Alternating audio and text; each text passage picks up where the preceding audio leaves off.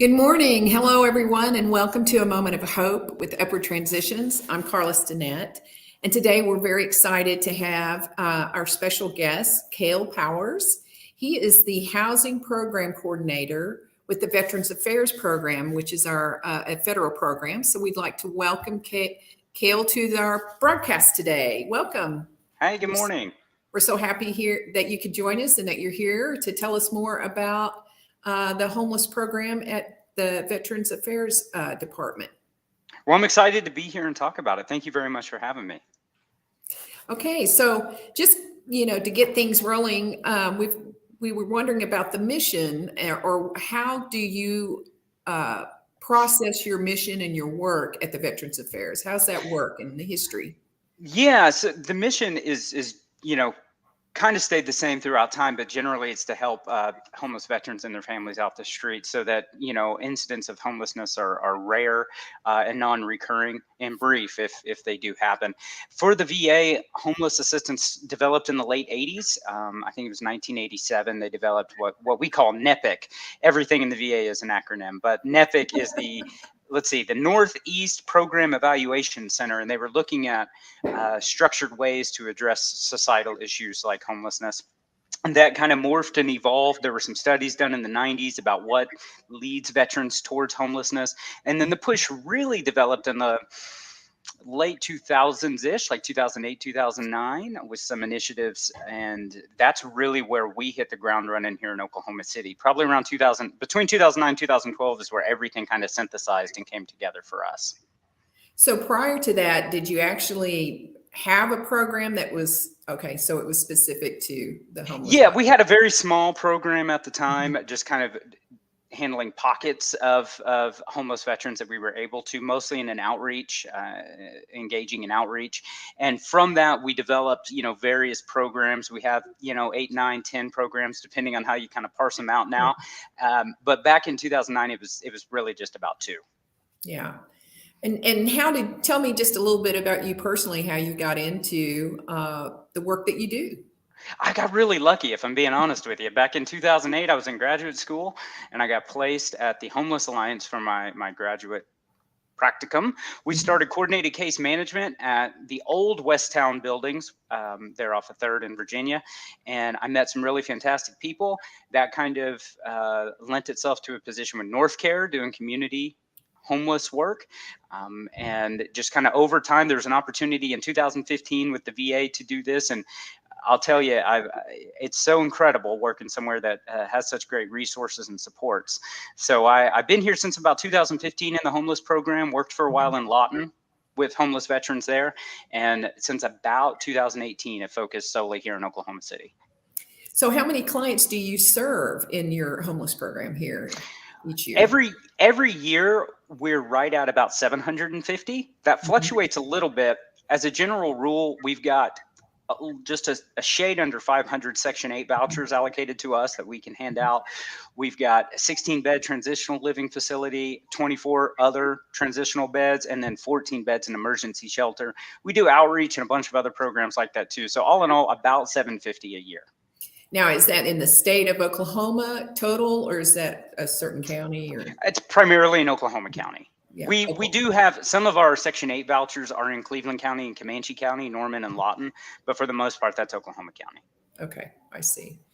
So when COVID-19 hit, which, the pandemic has affected all of us in the way that we are able to serve our clients, how did that impact your programs and your services and the process that you had to implement? It was crazy. It was weird right off the bat. And I was nervous how it was all going to pan out. We had a lot of staff meetings, mostly virtually, talking to our staff about what they felt. And our staff here felt really passionate about maintaining good services to our veterans, doing so safely, virtually if possible. But we didn't really stop a lot. We maintained distance from people. We do home visits, mostly outside. If people were sick, we'd, of course, take our precautions, do those sort of things. The hospital supported us incredibly well. We had PPE. We had all the things we needed. Primarily what we saw was a slowdown in our housing process during COVID. So we were housing a lot less people just based on there being a lot less units available. So Mhm. we really had to work more on the case management side of getting people ready to house. We kept trudging on through. Our numbers dipped a little bit, but our productivity and those things maintained the same. And we have some really incredible workers. That's great. And, you spoke of the other agencies that you have worked with. And one of the things that we are very proud of here in Oklahoma, Central Oklahoma, is the collaboration that we do have amongst our Mhm. nonprofit agencies and other programs that are serving the populations that we have that we share with our clients. So besides Upward Transitions, what are some of the other community agencies that you work with in your process of serving veterans there at the VA?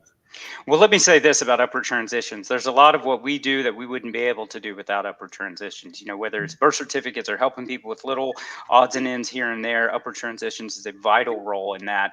We're really fortunate. Like I say, the first 3 years I worked in homelessness for the VA, I was in Lawton.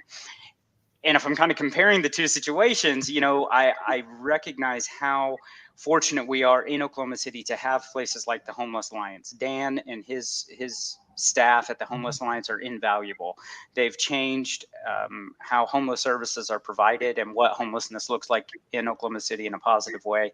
We also work really closely with various agencies for financial assistance, like Shepherds of Love and Charity in Edmond, Guild of St. George, Salvation Army shelter, some of the other shelters around here in the city. We really kind of have contacts here and there with everybody, and we're so fortunate. I remember when I was in Lawton wishing we had such a wide network of agencies.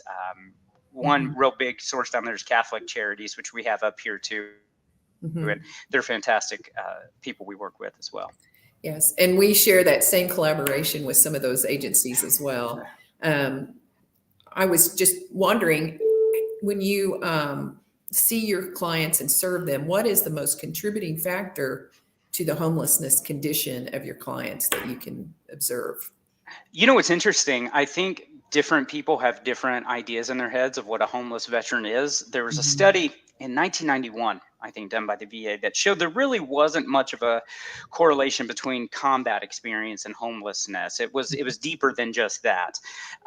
One thing that I see is much like I'm sure a lot of the providers at Upper Transitions do is a lot of mental health and substance use. Um, Difficulty with some interpersonal relationships with their families, those type of things. Mhm. Those are really the three biggest factors that I see prevailing through our homeless population: mental health and substance use disorder, which we're working on some pretty unique ways to tackle that, and then familial relationships. So I know you said one, but those are probably three. They all kind of Yeah. tied up there. Yeah. Yeah, well, it is a complex, layered issue, and there's several places that you have to actually reach out to that person and get the services that they need. So that's why one agency can't provide everything they need.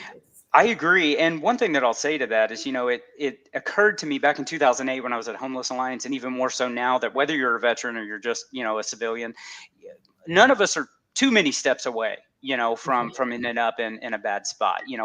We're a few missed paychecks or a few bad things away, at most usually from ending up there. So it's not like our homeless veterans or homeless people in general are a completely different species. They just are experiencing some other things, and it's so great to get to help them. So tell me a little bit about maybe the program that is the most active, or where you're actually um, invested the most as far as serving the clients. What program? Our biggest program is HUD VASH. That's the HUD VA Supportive Housing Program. We've got right now 492 Section 8 vouchers. I think we're getting a few more at the end of this Mhm. year. And that's a really neat program. For me, I'm not a veteran. I'm just real lucky to get to work here. So if I needed a Section 8 voucher and I went to the Housing Authority, you guys know this, it could take months, it could take years for me to get a voucher. Veterans, we have them on hand and we can pass them out. We can get them to them in a week. They can have a voucher in hand. The Mhm. really great thing about that is utilizing a housing first philosophy. We can get them that voucher, we can get them in a place when there are places available, and then Mhm. we could start working on the mental health stuff, the substance use disorder things. For people who maybe aren't ready or aren't looking at permanent housing as their first step. We've got, a 16-bed transitional living facility off of 30th and Classen in that area, and some other beds of kind of mixed, acuity needs. So HUD VASH is the biggest, but we see probably a very wide range kind of across the spectrum of people in all stances of readiness. Okay. Okay. So do you have an example of that you'd like to share as far as a client or how we collaborated together or? Oh man, upward transitions is just, it's unreal. We've had this guy. There's a gentleman. I'll leave names out of it, for Yeah. anonymity's sake. But we had a guy who was with his significant other, and he was a veteran. She was not, living in a tent just southeast of the VA hospital. We knew him very, very well. We'd bring him food. We'd bring him bus passes. We offered him shelter placement, but his wife wouldn't be able to enter the veteran shelter. She'd have to go to community shelter. So he wasn't willing to separate. The thing that was holding him back was a birth certificate, and he just had no idea where to go with it. And I think it was out of Florida. I could be wrong. But through the incredible work of Upward Transitions connections and patience of the Upward Transitions workers, we were able to get that birth certificate. And finally, once we got that, we were able to get a voucher, and he's housed right now. He and his wife are housed. We still bring him food. We check on him all the time, but we were able to get him from a tent to a place. And it was really that one key. And I know Upward Transitions does more than that. I don't mean to boil it down to that, but that was one instance where we were so fortunate to have that connection. Well, when you're dealing with the homeless population, that first barrier is identification. Like you got to have ID to be able to get housing, employment, and other social services. So we try to address, that first barrier. And that is, we refer back and forth. I know a lot of times because of some of the criteria that is on our funding, there may be certain instances or situations where we're limited in that we can't fund that particular case. So we refer out then to another agency that helps us. So it's a reciprocal type environment here with our nonprofit community here in Oklahoma City. Very, very fortunate for that. So if there are veterans out there today that, or someone who may know someone who is a homeless veteran, how do they get in contact with you to be able to look into services?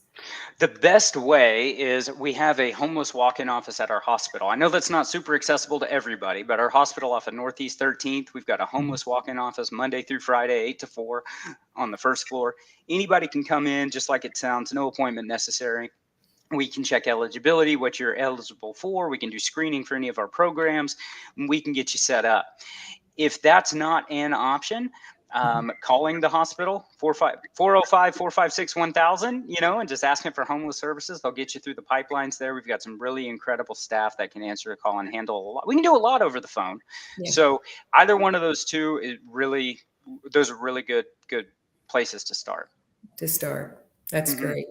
On occasion, we do have the ability to meet up with clients that are homeless veterans. And I think I saw or heard a percentage of around 10% of the homeless population approximately are of the veteran community. So.